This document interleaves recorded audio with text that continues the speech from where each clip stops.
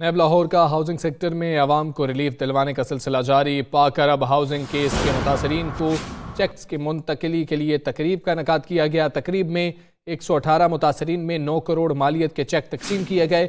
1900 متاثرین نے اربوں روپے مالیت پر مشتمل مالکانہ حقوق کے لیٹر وصول کیے۔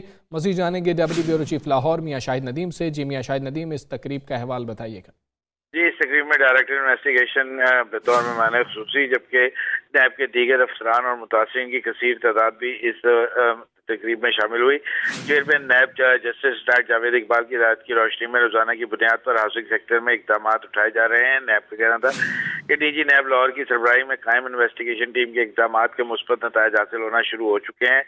تقریب میں 118 متاثرین میں 9 کروڑ مالیت کے چیک تقسیم کیے گئے۔ دیگر 1900 متاثرین نے اربوں روپے مالیت پر مشتمل مالکانہ حقوق کے لیٹر وصول کیے۔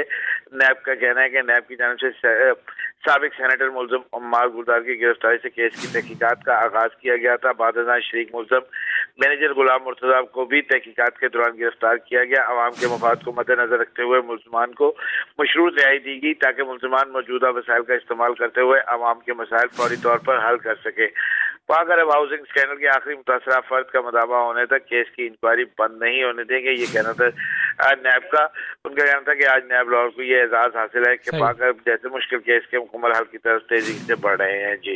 جی ٹھیک ہے میاں شاہد ندیم، آپ ہمیں آگاہ کر رہے تھے، آپ کا بہت شکریہ۔